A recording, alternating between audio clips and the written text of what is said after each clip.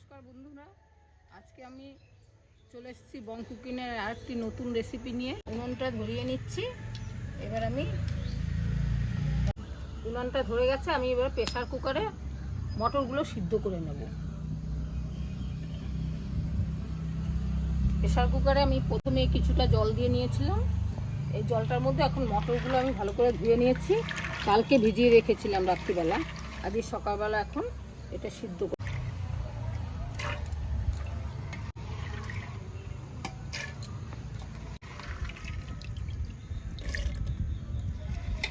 Pressure কুকারে আমি একটু লবণ আর হলুদ দিয়ে মুখটা চাপা দিয়ে দেব।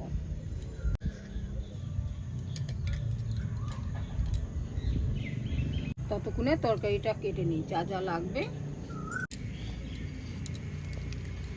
এই শীতের আলুগুলো একদিকে ভালো, এইভাবে ঘষে ছোলা যায় ভালো। কি সুন্দর ছুলে যাচ্ছে, দেখেছিস? পেছন দিয়ে এরকম করে ছুলে নিতে হয়।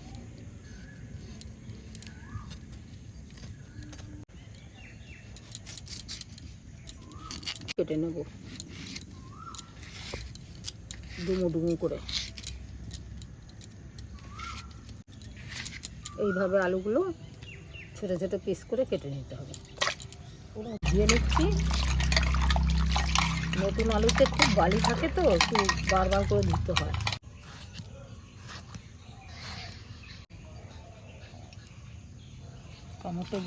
টমেটোগুলোকেও এই একই রকমভাবে আলুর মতন টমেটোগুলোও কেটে নিচ্ছি।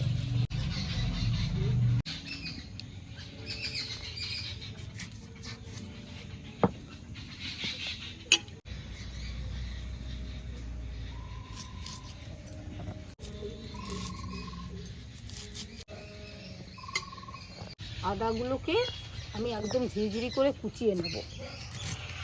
আদা রসুন সবই কুচানো।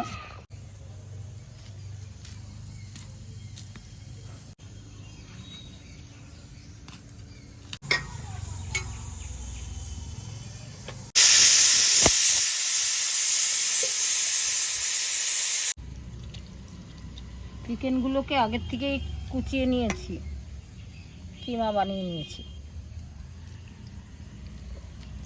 চিকেনে হলুদ লবণ মাখিয়ে নেব।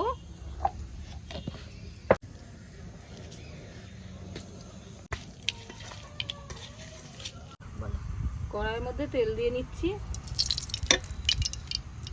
সর্ষের তেল দিয়ে রান্নাটা করব। তেজপাতা দিয়ে দিলাম। এবার একটু জিরে দেব, পেঁয়াজ দিয়ে দিলাম।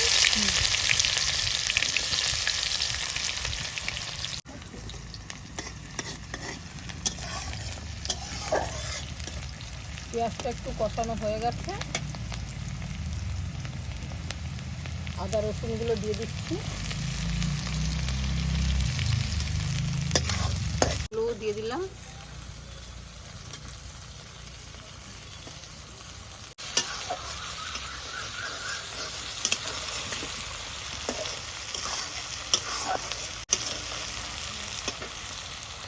এবার আমি চিকেনগুলোও দিয়ে দিচ্ছি।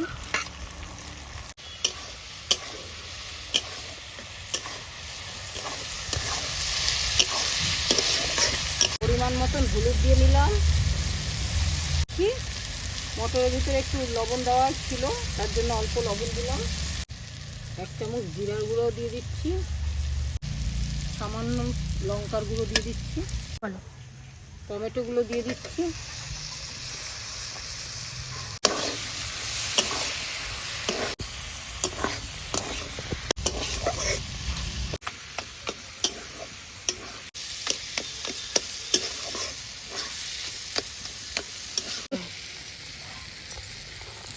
ভালো করে আলুগুলো দিয়ে কষিয়ে নিচ্ছি। দিয়ে দিচ্ছি, আলুগুলো দিয়ে কষিয়ে নিচ্ছি।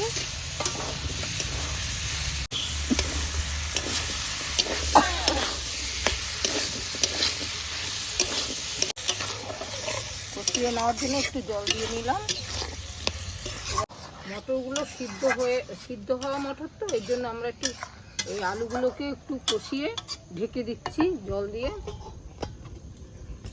বেশি হয়ে গেছে মটরগুলো, যাই হোক আমরা একটু পরেই এটা দেব, দিয়ে বেশিক্ষণ রাখবো না, নামিয়ে দেব।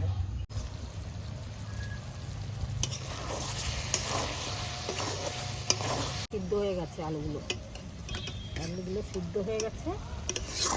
এবার আমরা মটরগুলো ঢেলে দিচ্ছি, মটরগুলো ঢেলে দিচ্ছি কষানোটার মধ্যে।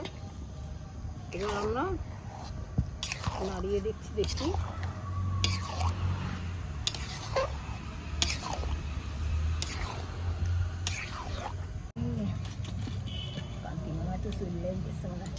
এবার আমি মিষ্টি দিয়ে একটু চিনি দিয়ে দিচ্ছি। ও বাবা, ধোয়া। একটু গরম মশলাও দিয়ে দিচ্ছি, একটু মিষ্টিও দিয়ে নিলাম। চিকেন ঘুগনিটা হয়ে গেছে, নামিয়ে দিচ্ছি। ভিডিওটা ভালো লাগলে লাইক, শেয়ার, কমেন্ট করে দেবেন।